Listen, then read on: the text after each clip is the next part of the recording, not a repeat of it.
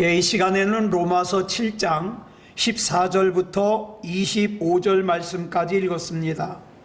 오늘은 로마서 26번째 시간으로 부제목은 죄와 씨름하는 신앙입니다. 죄와 씨름하는 신앙. 우리는 지난 시간에 죄로부터 또 죽음으로부터 율법의 형식으로부터 자유를 얻어야 되는데 이것은 하나님의 은혜가 아니면 안 된다고 말씀을 드렸습니다. 그렇기 때문에 결론적으로 중요한 것이 뭐냐? 우리는 하나님이 없이는 아무것도 아니라는 거예요. 하나님이 아니면 안 되는 존재예요. 그런데 우리가 또 하나 잊지 말아야 될 중요한 사실이 있는데, 우리에게 하나님이 아니면 안 되는 것처럼 하나님께도 우리가 없으면 안 된다는 사실이에요. 그래서 저와 여러분이 죄인이었을 때, 저와 여러분이 연약할 때에도 하나님께서는 마치 우리가 아니면 하나님이 존재할 이유가 없는 것처럼 우리의 죄를 대신해서 어떻게 했습니까? 독생자 예수님을 십자가에 내어 주시기까지 하셨어요. 그 예로 예수님께서 비유로 말씀하시는데, 누가복음 15장에 탕자가 나오잖아요. 탕자가 아버지를 떠나서 깨달은 것은 결국 뭡니까? 나라는 존재는 아버지를 떠나서 살 수 없다. 아버지가 아니면 안 된다. 그래서 아버지한테 돌아갔습니다. 그런데 탕자만 그런 것이 아니라 탕자의 아버지도 탕자가 없으면 안 돼요. 그래서 탕자가 떠난 날부터 어떻게 합니까? 동구 밖에서 아들이 돌아오기만을 기다렸어요.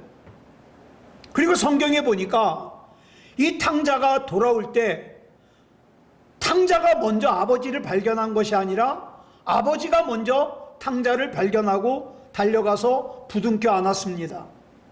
왜요? 사랑하니까.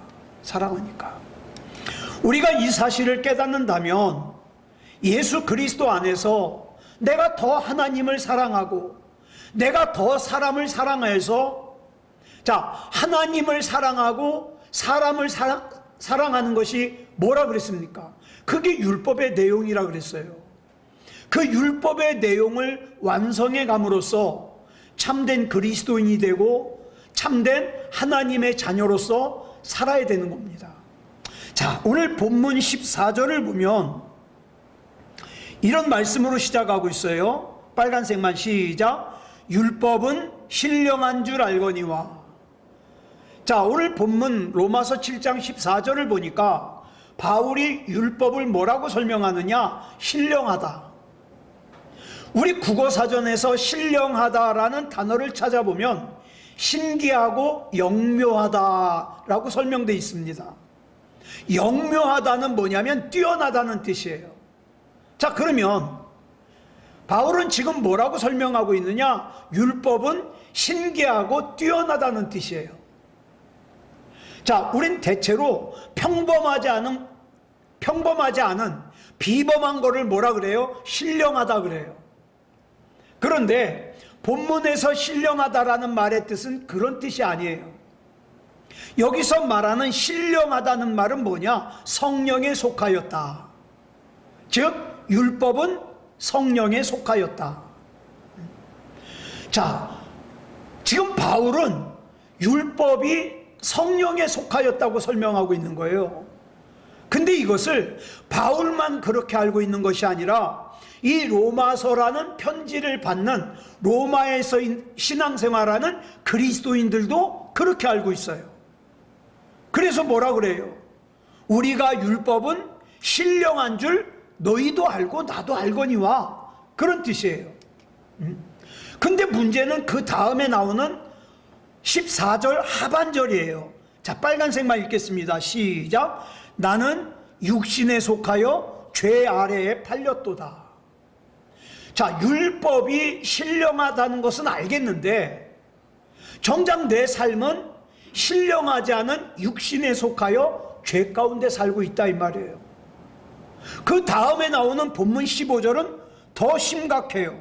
시작. 내가 행하는 것을 내가 알지 못하노니 곧 내가 원하는 것은 행하지 아니하고 도리어 미워하는 것을 행함이라. 내가 나를 이해할 수 없는 것이, 나는 늘 무슨 결심을 합니까? 신령하게 살아야지, 거룩하게 살아야지, 신실하게 살아야지, 이런 결심을 해요. 그런데 살다 보면은 내 행동은 뭡니까? 육신에 속한 행동을 하더라는 거예요. 심지어는 내가 끔찍하게도 경멸하는 죄악된 행동을 내가 하더라는 거죠. 죄악된 말을 하고 죄악된 생각을 하고 그러더라는 거예요. 이 말은 내가 신령한 것이 뭐고 옳은 것이 뭐고 하나님께서 나에게 원하시는 것이 뭐라는 것을 내가 몰라서가 아니에요. 알아요. 나는 어떻게 생각하고 어떻게 말하고 어떻게 행동해야 된다는 거 알아요. 그런데 문제는 내가 아는 대로 살질 못하는 거예요. 이것이 하나님의 뜻이라는 걸 알면서도 하나님의 뜻대로 살지 못하더라는 거죠. 그래서 본문 19절에서처럼 뭐라 그랬습니까? 여기 보니까 두 가지를 대비하고 있어요. 내가 원하는 바와 내가 원하지 아니하는 것. 내가 원하는 건 뭐예요? 선이에요. 내가 원하지 않는 것은 악이에요. 난 누구 미워하고 싶지 않아요. 나는 부정적인 생각하고 싶지 않아요. 나는 음란하고 싶지도 않고 나는 탐욕스럽고 싶지도 않아요. 그런데 내가 행동하는 거 보면 뭡니까? 원하지 않는 악을 행하더라는 거예요. 이 말씀은 내 안에 두 종류의 내가 있다는 걸 설명해 주고 있어요. 하나는 내가 원하는 나, 또 다른 하나는 내가 원하지 않는데 내가 행하는 나. 이게 두 가지가 있어요. 원하는 바로서의 나는 하나님의 말씀을 잘 알아요. 난 그 말씀대로 살고 싶어요. 그래서 하나님의 말씀을 잘 알기 때문에 하나님의 말씀대로 순종하고 싶고 거룩하게 살고 싶어요. 그런데 실제로 내가 사는 삶은 그렇지 못하더라. 그러니까 하나님의 말씀대로 살고 싶은 나와 실제 삶의 현장에서 그렇지 못한 나, 이렇게 비교하고 있는 거예요. 예를 들어 볼게요. 이건 어떤 분의 간증에서 제가 들은 거예요. 어떤 분이 남편이 신앙생활을 안 해요. 허구한 날 일 끝나면 술 마시고 들어와요. 얼마나 꼴보기 싫은지 모르겠대요. 자, 그런데 하나님의 말씀을 배우면서 아니야, 나는 하나님의 말씀대로 살아야 돼. 그래서 하나님을 믿는 내가 먼저 하나님의 사랑을 흘려보내는 통로가 돼야 되겠다. 이렇게 생각을 하고는 오늘은 남편이 집에 오면 잘해줘야지. 이렇게 결심을 했대요. 그런데 막상 술을 마시고 집으로 돌아오는 남편의 얼굴을 보는 순간 짜증이 확 나면서 조금 전까지 결심했던 좋은 마음과 선한 생각이 싹 사라지고 입에서 나오는 말과 행동은 짜증스러운 말과 행동이 나오더라는 거예요. 그러면서 내가 왜 그런지 모르겠다는 거예요. 어떤 학생은 이렇게 얘기를 해요. 자기 엄마가 너무 불쌍하대요. 그래서 자기는 정말 엄마한테 화를 안 내려고 결심을 했대요. 근데 이상하게 엄마랑 얘기만 하려고 그러면 틱틱거리게 되는 거예요. 톡톡 쏘는 거예요. 그런 자기 자신이 속상하다는 거예요. 또 어떤 남자는요, 나는 예수님을 믿는 사람답게 가정적인 사람이 되어야 되겠다고 결심을 했어요. 그런데 이상하게 회사만 마치고 저녁이 되면 자기도 모르게 발길이 집이 아닌 엉뚱한 곳으로 가더라는 거예요. 아무리 그러지 않으려고 해도 마음대로 되지를 않는다는 거죠. 이 로마서 7장이 지금 그 얘기예요. 자, 본문 16절 보겠습니다. 시작. 만일 내가 원하지 아니하는 그것을 행하면 내가 이로써 율법이 선한 것을 시인하노니. 자, 이거는 표준 세번역으로 봐야 이해가 잘 돼요. 같이 읽겠습니다. 시작. 내가 그런 일을 하면서도 그것을 해서는 안 되겠다고 생각하는 것은 곧 율법이 선하다는 사실에 동의하는 것입니다. 자, 무슨 말씀이냐면 내가 행동을 해요. 행동을 하면서도 내가 이러면 안 되는데, 또는 이거는 내가 하나님의 말씀대로 사는 것이 아닌데, 이걸 알아요. 자꾸 마음속에 가책이 생겨요. 내가 잘못 살고 있다는 걸 알아요. 이건 뭐냐 하면은 내가 잘못 살고 있다는 걸 가르쳐주는 그 율법이 선하다는 것에 내가 동의한다는 거예요. 네. 자, 본문 17절로 18절 보겠습니다. 시작. 이제는 그것을 행하는 자가 내가 아니요 내 속에 거하는 죄니라.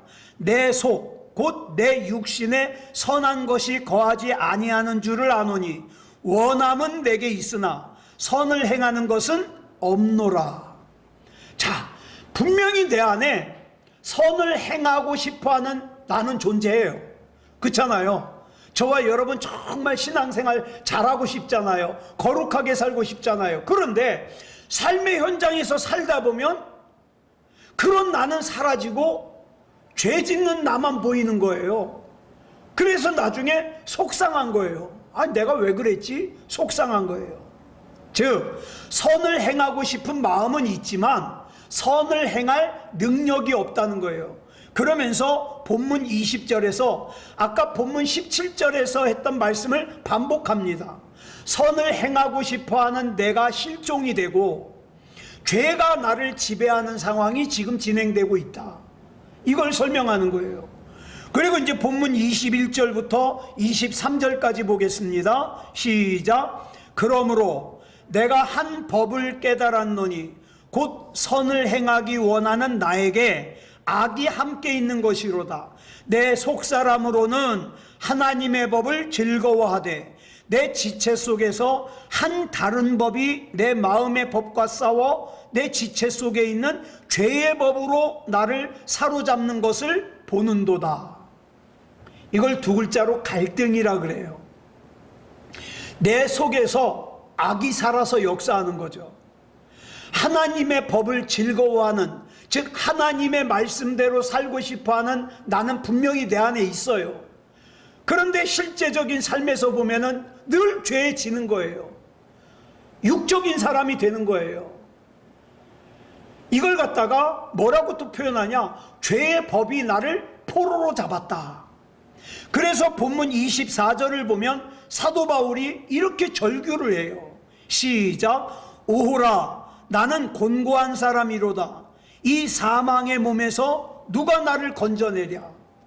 여기서 오호라는요, 슬플 때 내지르는 탄식이에요. 오호라. 그리고 곤고하는 뭐냐면은 비참하다는 뜻이에요. 오호라 나는 비참한 사람이다. 누가 이 사망의 몸에서 나를 건져내랴. 왜 슬프고 비참합니까? 나는 분명히 원하는 게 있어요. 거룩하게 살고 싶어요. 신실하게 살고 싶어요. 그런데 내가 원하는 그대로 살 수 없고 나는 정말 그렇게 살고 싶지 않은데 그 원하지 않는 바 악을 행하고 있으니 슬프다는 거예요. 비참하다는 거예요. 왜? 나는 죄의 삭슨 사망이라는 걸 알고 있거든요. 그래서 나는 죄 짓고 싶지 않거든요. 그런데 그 죄에서 내가 벗어날 수 없어서 내가 참 슬프고 비참하다. 사도 바울이 이렇게 고백하는 거예요. 그러니 누가 나를 여기서 좀 꺼내줄 수 없겠느냐? 통탄하는 거죠. 그런데 여기서 우리가 짚고 넘어가야 될 중요한 사실이 하나 있어요. 뭐냐? 지금 이렇게 죄 때문에 고통스러워하고 있는 이 사람이 누굽니까? 사도 바울이에요. 사도 바울은요, 가장 위대한 사도잖아요. 신약 성경에서 예수님을 제외하면 가장 중요한 인물이에요. 이런 사도 바울이 나는 늘 선을 행하기를 원하지만 정작 나에게 선을 행할 능력이 없어서 나는 죄의 포로로 죄의 지배를 당하고 있다. 이렇게 고백하는 거예요. 이걸 우리가 어떻게 받아들여야 돼요? 초신자가 만약에 이런 말을 했다면 그럴 수도 있지, 약하니까, 이렇게 생각할 수 있지만, 전도자의 삶을 살고 교회를 여러 세웠고, 그 다음에 하나님께서 그 귀하게 쓰시는 사도 바울이 로마에 있는 그리스도인들에게 편지를 쓰면서 지금 이렇게 고백하는 거예요. 자, 오늘 본문인 로마서 7장 14절부터 25절에 대해서 두 가지 학설이 있어요. 바울이 왜 이렇게 반응하는지 두 가지 학설. 첫 번째 학설은 뭐냐? 본문은 바울이 다메섹에서 예수님을 만나기 전에 죄에 빠져 있을 때의 자기를 고백하는 거라는 거예요.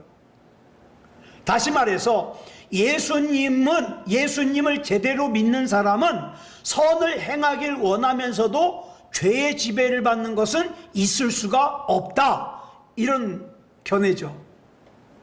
두 번째는요, 사도 바울이 구원을 받았음에도 불구하고 말씀대로 살지 못하는 자기 자신의 현재 상황을 고백한 내용이라는 거예요. 옛날 과거가 아니라. 우리가 예수 그리스도를 구주로 영접하고 구원받았지만, 내가 예수 그리스도를 구주로 영접하는 순간 한꺼번에 확 거룩하게 성화되는 게 아니잖아요. 점차 주님 안에서 자라가는 거잖아요. 그렇기 때문에 사도 바울도 예외가 아니라는 거예요.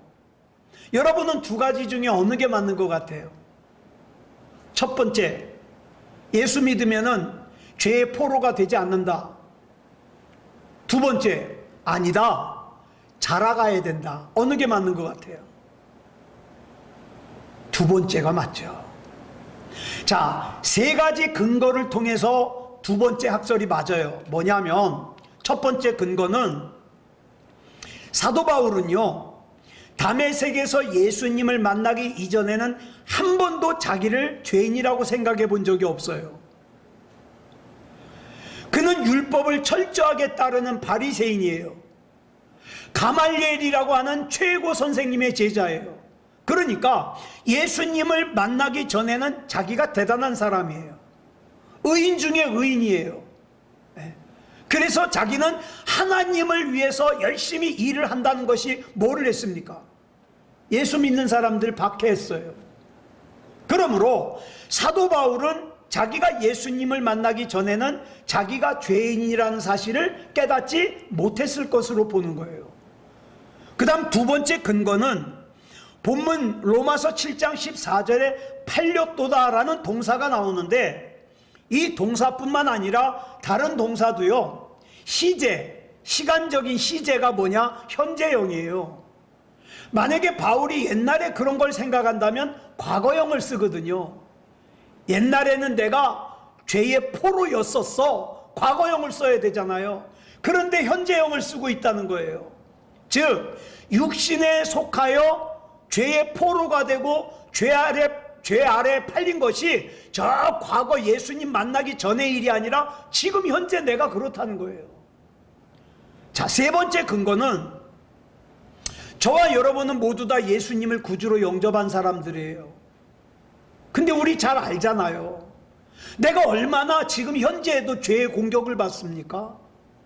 매 순간 죄가 우리를 공격하고 우리를 지배하려고, 우리를 그래서 죄악 가운데 끌고 가려고, 낙심시키려고, 포기하게 만들려고, 절망하게 만들려고, 하나님을 의심하게 만들려고 얼마나 마귀가 극성을 부립니까?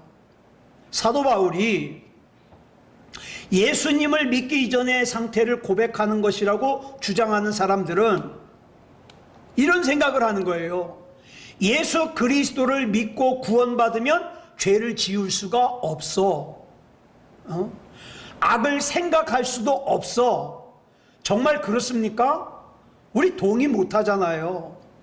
이런 주장을 하는 사람들은 셋 중에 하나예요. 첫째 뭐냐?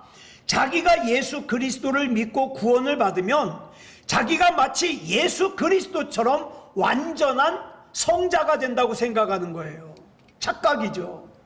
아니면 자기도 여전히 죄의 지배를 받고 있고 지배를 받고 있다는 걸 알면서도 아닌 척 위선을 하는 거죠.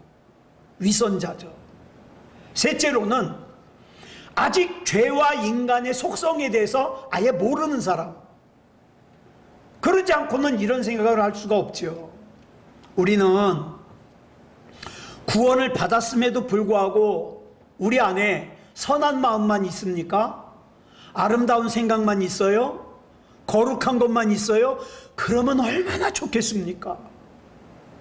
그러나 내가 원치 않는 시시각각으로 나쁜 것을 생각하기도 하고 온갖 죄가 우리를 지배하기도 하는 거예요. 그렇다면 우리가 예수님을 믿고 구원받는 것은 아무런 쓸모가 없다는 말인가? 그래서 믿지 않는 사람들이 구태여 예수님을 믿고 구원받아야 될 이유가 없단 말인가? 왜? 구원받은 사람도 죄의 포로가 되고 구원받지 못한 사람도 죄의 포로가 되면 굳이 예수님 믿을 필요가 없단 말인가? 이런 질문을 하게 되죠.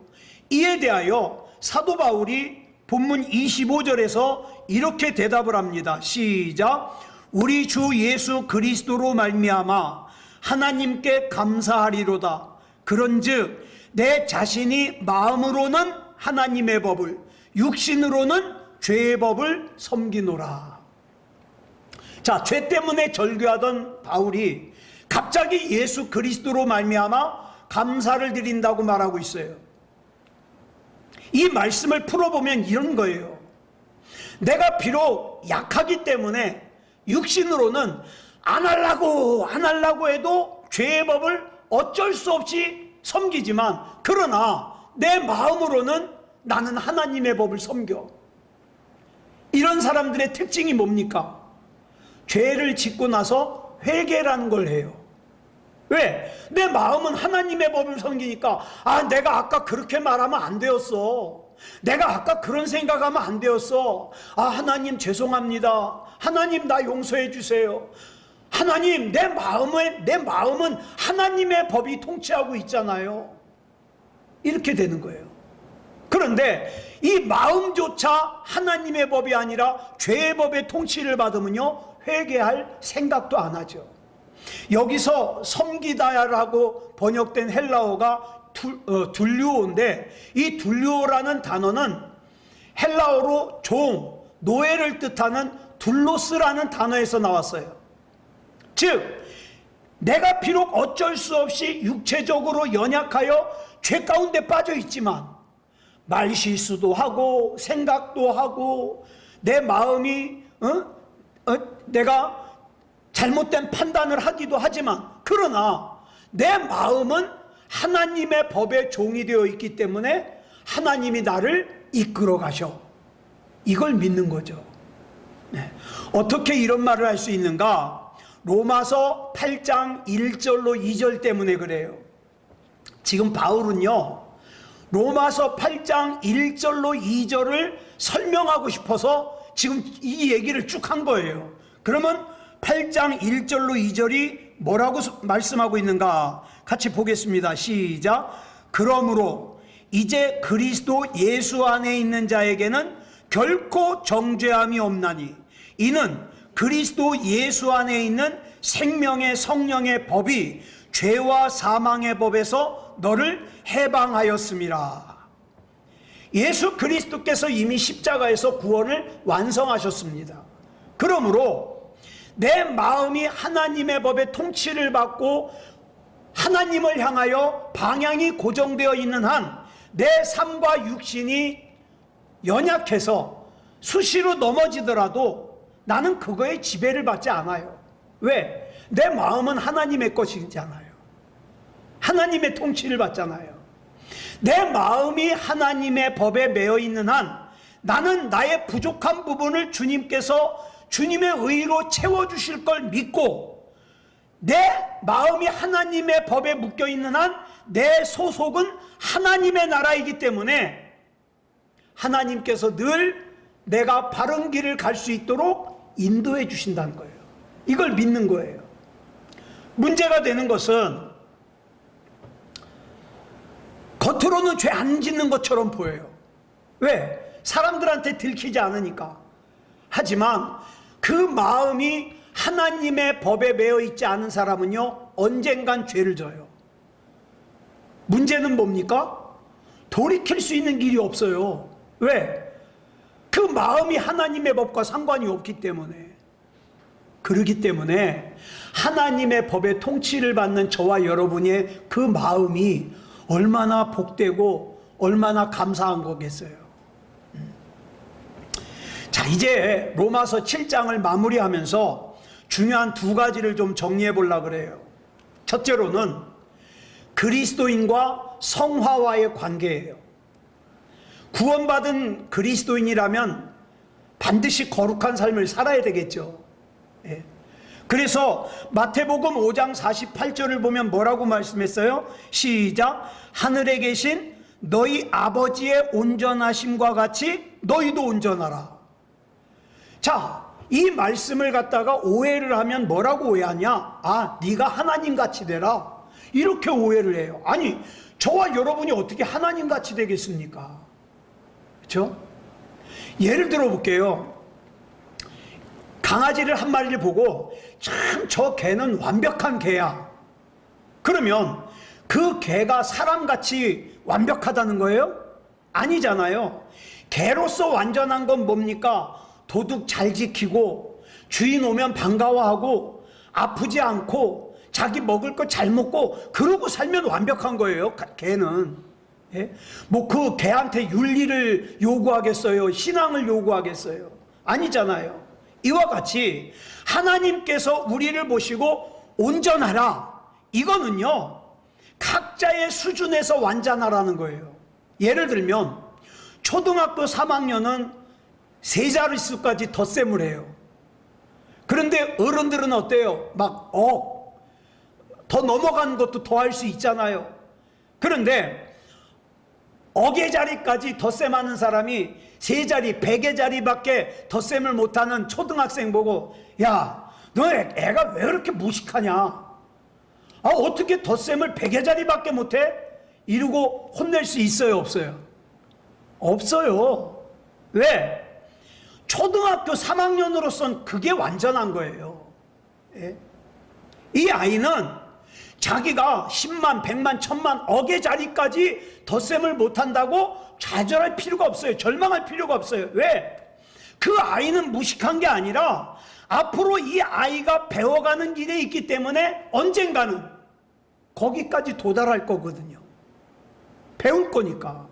신앙도 그래요. 제가 이렇게 보니까 신앙도 다 똑같은 게 아니에요.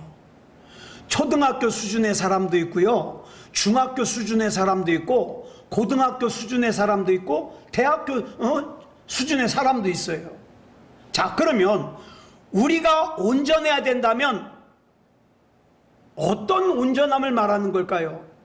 예를 들어서 초등학교 수준의 사람은 초등학교 수준에서 온전하면 돼요.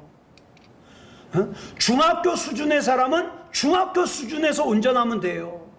그래서 성도들에게 다 똑같은 걸 요구할 수가 없어요.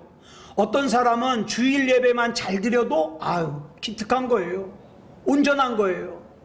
근데 어떤 사람은 공예배를 전부 잘 드려야 된다고 요구를 해요. 어떤 사람은 평신도로서 자기 신앙만 잘 지켜도 괜찮아요. 근데 어떤 사람은 목회자로서 선교사로서 사명을 받아가지고 다른 사람들의 신앙까지 책임져야 되는 사람도 있어요. 그러므로 우리가 장성한 분량의 신앙에 이르기까지 하나님의 법에 매여만 있으면 정죄함이 없어요. 왜? 잘할 거거든. 앞으로 계속 성장해 나갈 거거든요. 지금은 비록 이 정도밖에 못하지만 1년이 지나면 1년 지난 만큼 성장할 거예요. 그죠? 또 시간이 지나면 그 다음 단계로 성장할 거예요. 그렇기 때문에 우리의 신앙의 수준이 어느 단계에 있든지 절망할 필요도 없고 자만할 필요도 없어요. 중요한 거 하나. 그렇지만 이 마음은 뭐의 통치를 받아야 돼요? 하나님의 법의 통치를 받아야 돼요. 이 마음이 하나님의 법의 통치를 못 받잖아요. 세상에 10년 전이나 20년 전이나 똑같아요. 신앙이. 왜 그래요? 이게 없거든요. 잘하는 게. 중요한 것은 하나님의 법 안에서 자라가야 된다는 거예요. 자라야 성장하죠. 자라야 자라가죠. 우리의 최후의 목표는 이 땅에 오셔서 본이 되는 삶을 보여주신 예수님을 닮아가는 거예요. 예? 예수님의 장성한 분량에까지 우리가 자라가는 거예요. 그래서 뭐라 그래요? 예수님 닮기 원한다는 거예요. 나 예수님 닮기 원합니다. 이게 뭐예요? 그리스도인의 성화예요. 그 다음에 두 번째로는 그리스도인으로서의 갈등의 문제예요. 우리가 오해하고 착각하는 게 있는데 뭐냐? 내가 예수님을 믿잖아요. 항상 이 속에 마음속에 기쁨만 있다고 생각해요. 네. 아니요. 이 속에 갈등이라는 것도 있어요. 이 갈등이요, 내가 하나님의 자녀가 되었다는 증거예요. 사도 바울도 우리와 똑같았어요. 그런데 이 사도 바울이요, 예수님을 다메섹으로 가던 길에 예수님을 만나기 전에는 갈등이라는 게 없었어요. 네. 그냥 자기 잘난 맛에 살았어요. 그런데 예수님을 믿고 하나님의 자녀가 되고 나니 내가 하나님의 자녀답지 못하게 사는 거에 대해서 갈등이 생겨요. 내가 이러면 안 되는데. 바꿔 설명하면 자기가 구원받았다고 하면서 맨날 기쁘다 감격스럽다만 얘기하고 갈등이 없다면, 나는 갈등을 겪어본 적이 없어, 그 사람은 구원받지 않았을 가능성이 큰 거예요. 사도 바울은요, 자기가 구원받은 것을 확신하면서도 뭐 때문에 갈등했느냐? 내가 원하는 바 선은 행하지 못하고 원하지 않는 바 악을 행하는 내 현실에 있어서 갈등한 거예요. 이때 말하는 악이 뭐예요? 사도 바울이 예수님을 만난 다음에 도둑질을 했습니까? 간음을 했습니까? 살인을 저질렀습니까? 그런 차원이 아니잖아요. 하나님의 말씀이 나에게 뭘 원하는 걸 아는데, 하나님께서 나에게 원하시는 걸 아는데 내가 그거대로 못하니까 갈등이 생기는 거예요. 고통스러운 거예요. 이 갈등이 우리로 하여금 뭘 만들어가느냐? 더욱더 거룩한 삶이 되게 만들어가는 거예요. 그래서 자기 자신에 대해서 절망하고 슬퍼할수록 사도 바울은 어떻게 했습니까? 예수 그리스도를 더 바라보는 거죠. 나 주님이 아니면 안 돼요. 주님께서 나 붙잡아 주시고 책임져 주셔야 돼요. 이렇게 기도할 수 있는 거죠. 그때마다 주님께서 주님의 능력으로 붙잡아 주시고 더 성숙한 삶이 되게 해 주신 거예요. 말씀을 정리하겠습니다. 사랑하는 여러분, 로마서 7장은요 사도 바울이 신앙생활에 실패해서 고백하는 게 아니에요. 예. 로마서 7장은요 구원받은 사람이 얼마나 진지하게 거룩한 삶을 살기 위해서 고민하고 갈등하는지를 보여주는 말씀이에요. 사도 바울은요 자기의 죄를 가볍게 여기지 않았어요.